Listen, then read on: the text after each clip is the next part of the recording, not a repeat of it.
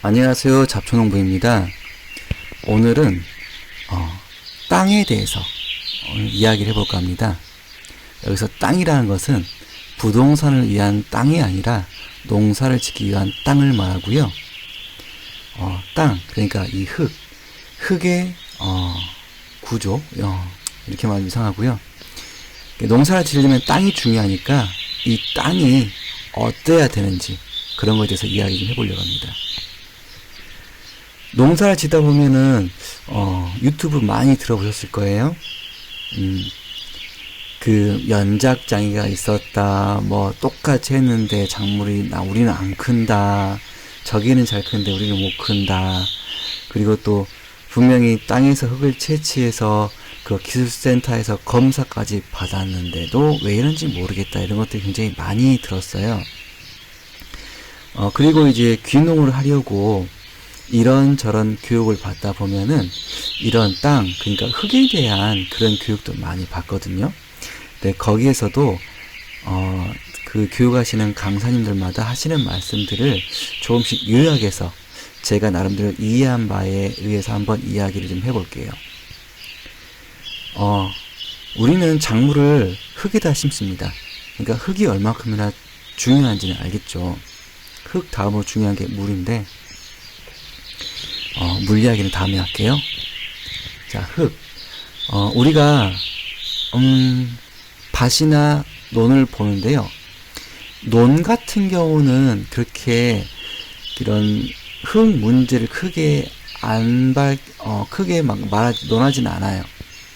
왜냐면, 논에 물을 가득, 넣어놓는 시기가 굉장히 많다 보니까, 비료가 막 쌓여서 연작피해가 났다, 이런 것은 거의 없거든요.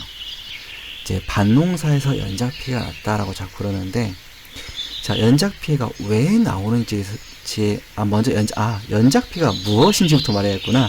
지금 제 채널은, 이제 막 귀농을 준비하시는 분들이죠. 예, 연작피해라는 게 뭐냐면,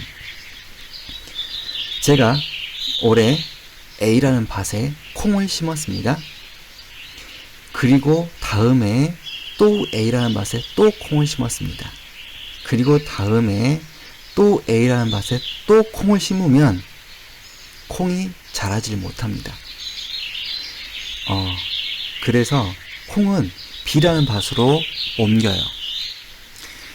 한 작물을 한 곳에 계속 심으면 그 작물이 잘 자라지 못하는 피해가 생깁니다. 이게 바로 연작 피해라고 그래요. 그래서 농부들은 적어도 3개 정도의 밭을 만들어 놓고, 예를 들어 콩이다 그러면 올해는 A라는 밭에, 그 다음에는 B라는 밭에, 그 다음에는 C라는 밭에, 이런 식으로 이제 돌려가면서 작물을 심습니다. 자, 그러면은 연작 피해가 왜 오느냐? 기본적으로 알고 있는 거는, 어떤 작물, 그러니까 저는 계속 콩을 예로 들겠습니다. 콩이 흡수하는 양분이 있을 거예요. 저희는 땅에다가 비료를 합니다. 비료는 그 질소도 있고 칼륨도 있고 인도 있고 막 그러는데요. 비료에 따라서 이게 함량이 조금씩 틀립니다. 그래서 상추에 좋은 비료 막 이렇게 다 나눠지는데, 이런 질소와 인과 칼륨 막 이런 그 비율대로 돼 있는 비료를 뿌리면 그 콩은 자기가 좋아하는 것만 이제 흡수하고 나머지는 땅속에 남겨놓게 되겠죠. 그러면은 특정 양분만 과다하게 계속 거기에 쌓이게 됩니다. 우리도 고기만 많이 먹으면, 또는 그 밥만 많이 먹으면 지장이 있잖아요. 그리고 나는 국물을 떠먹는데 이 국물이 너무 짜면 또 문제가 있잖아요. 마찬가지입니다. 작물도 자기가 필요한 것만 뽑아 먹다 보면 어떤 양분이 더 축적이 되게 되는데, 이 양분이 축적이 돼버리면 다른 양분들을 흡수하는 걸 방해하기도 하고, 그 양분이 문제를 일으키기도 막 그래요. 그래서 작물을 돌려가면서 콩을 심었다가 변 아니겠구나. 콩을 심었다가 밀을 심었다가 고구마를 심었다가 감자를 심었다가 돌려가면서 심음으로써 그 양분이 집적이 되는 것을 좀 막기도 하고요. 그리고 이제 하우스와 노지는 다릅니다. 하우스는 아시겠죠? 노지는 그냥 하우스가 없는 밖에를 말합니다. 바깥 환경인 노지 같은 경우는 양분이 집적되더라도 비가 내리건 하면 좀 흘러가기도 합니다. 하지만 하우스 같은 경우는 그 물을 주는 거에만 한정되어 있다 보니까 밖에처럼 막 2, 3일 정도 비가 와주고 큰 물이 막 흘러내려가지고 하지 않으니까 하우스는 더 연작 피해가 많이 나기도 합니다.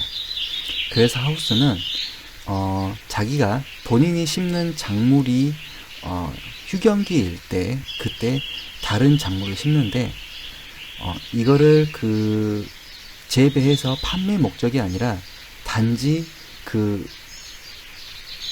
집적되어 있는 다른 양분을 빨아들이는 역할만 하는 그런 식물을 또 심기도 합니다. 예를 들면 호박을 키웠던 하우스 안에는 옥수수를 심습니다. 근데 옥수수를 따먹기 위한 게 아니라 그 옥수수는 그냥 밭을 갈 때 같이 갈아버립니다.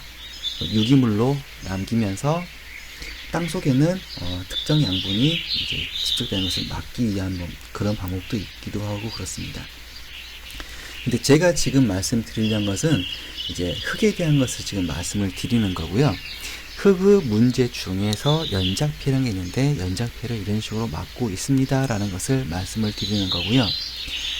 그런데 이제 이 연작 피해에 대해서 어떤 강사님은 또 이런 설명을 해 주시더라고요. 우리나라는 흙이 문제다. 우리나라는 이 석회암이라든가 아무튼 기본 암이 석회암에다 그게 풍화가 돼서 만들어진 흙이다 보니까 지금 미국에 있는 화산에 의해서 만들어진 그런 흙에 비해서 굉장히 질이 떨어진다. 이렇게 말씀하시더라고요. 여기서 질이 떨어진다라고 하는 거는 양분이 부족하다기보다도 그 양분을 머금고 있는 능력이라든가 수분을 머금고 있는 능력 이런 것들을 말하는데요. 그러다 보니까 제대로 머금지를 못해서 연작 피해가 나기도 한다라는 거예요. 그분 말씀은 잘 머금고 있으면 특정되는 그것만 머금고 있는 게 아니라 골고루 잘 머금고 있으면 되는데 특정되는 것만 자꾸 머금으니까 그래서 땅속의 양분의 균형이 맞지 않게 된다라는 그렇게 말씀을 하셔서 그분은 이렇게 하시더라고요. 아예 밭에 그 흙을 이용하는 게 아니라 밭에 흙이 있었다면 그 흙 위로 아예 새로운 층을 만들어줘 버리더라고요. 적어도 50cm 정도는 직접 만든 흙으로. 흙을 직접 만든다는 거는 그 소똥으로 만드는 퇴비 있죠. 그 퇴비와 그리고 그 톱밥 그리고 여러가지 부산물들을 잘 섞어서 이거를 잘 숙성을 시켜놨다가 굉장히 많은 양을 이거를 단순히 비료로 주는 게 아니라 아예 새로운 땅을 만들 정도의 깊이로 덮어버리더라고요. 당연히 잘 숙성된 겁니다. 제대로 숙성되지 않은 걸 덮었다가 큰일 납니다. 이렇게 해서 아예 새로운 층을 만들어버린 분도 계시고요.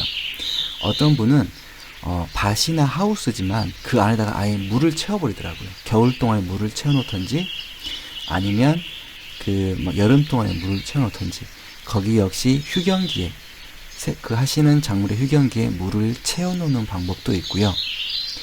물을 채워놔버리면 논처럼 그 안에서 이제 그 미생물들이 활발하게 움직이면서 그런 그 양분들을 좀 분해하거나 그런 효과가 있는 것처럼 보여요. 어떤 분들은 심토 파색이라는 걸 이용해서 땅을 깊게 한번 파버립니다. 땅을 깊게 파서 이렇게 긁어주는 게 있고 땅 깊숙이에 굳어져 있는 흙을 그냥 다 깨버리는 것도 있고 막 그런 게 여러 가지가 있는데 여기서 중요한 거는 연작 피해가 있다. 연작 피해는 이렇다라고 하는데 아까 그 깊은 흙을 깨버리는 분들은 제 생각은 이렇습니다.